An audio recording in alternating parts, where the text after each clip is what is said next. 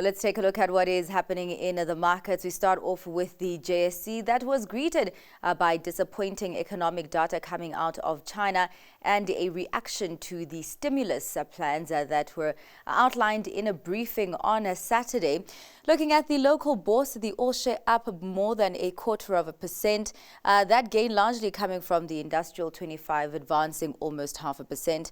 Financial 15 also following in the same direction with a gain of more than 0.25%, but the resources 10 complex there remaining relatively flat, just 0.01 below that flat line. Let's check in on the U.S. markets that are digesting the earnings that are coming out.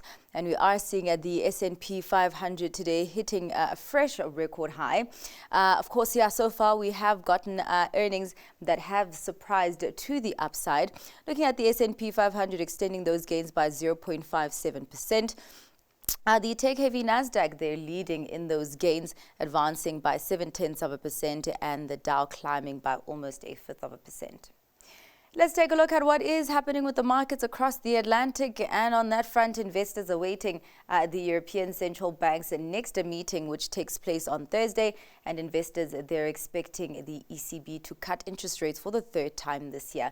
We are seeing a positive sentiment filtering through there as well. The FTSE 100 up almost 0.33%. The CAC 40 with a gain of almost 0.5%. And the DAX, they're climbing 0.6%.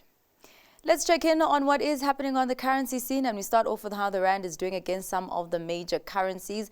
Some weakness coming through to the rand by 1% against the US dollar at 17 rand 54, against the pound at 22 rand 89, and against the euro at 19 rand 14. Let's take a look at the other currency pairs, starting off with the euro dollar at 1.09, pound dollar at 1.3, and the yen just weakening even further against the US dollar, just below 150 against that currency.